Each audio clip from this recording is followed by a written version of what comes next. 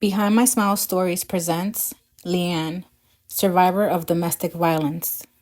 It's crazy to think that it's been a little over 2 years since I went through the scariest moment of my life, the night when my life was in jeopardy, the night where my ex-boyfriend abused me, threatened me, and attempted to end my life multiple times, the night when I thought I was going to die and physically escaped from him.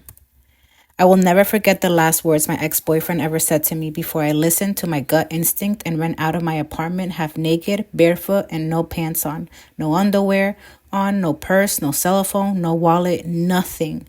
After physically fighting with him for what felt like forever, he accused me of cheating on him. Meanwhile, he was cheating on me with 7 different women over the course of 4 months.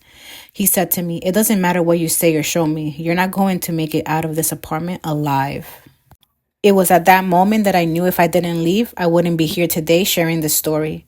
I would have been just another sad news story to hit the headlines and eventually fade away from the spotlight. It was at that moment when I finally took control back over my life.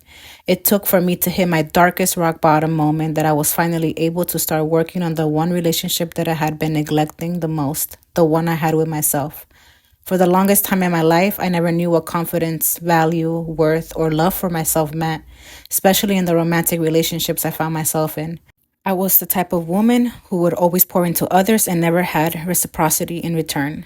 I kept ending up in some pretty toxic situations with men who didn't see my value or my worth, who didn't appreciate the love I gave to them. Thinking back to those relationships, there was a trend.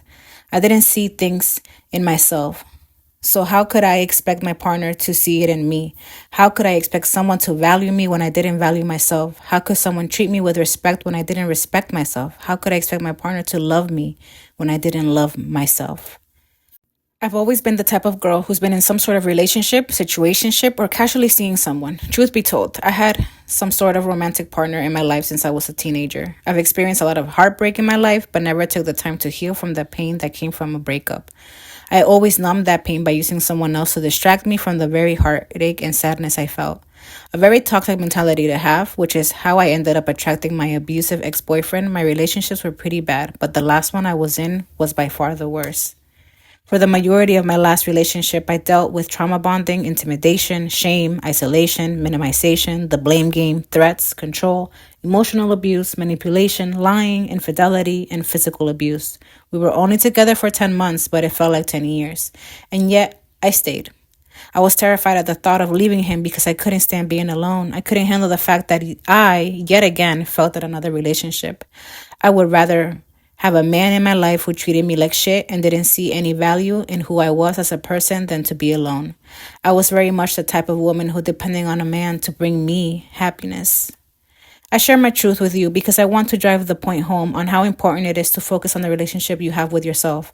I neglected the relationship I had with myself for so many years. I kept seeking validation, love, affection, and attention from men who didn't appreciate who I was and the love I gave in those relationships.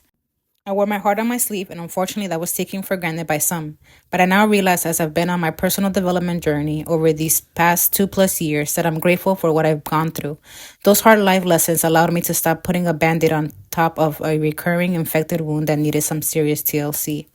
I want anyone who is reading and or hearing this to realize that you are a whole person on your own. You don't need to depend on a man or a woman to determine your worth. They do not measure your value. What I want you to appreciate is you, just as you are today.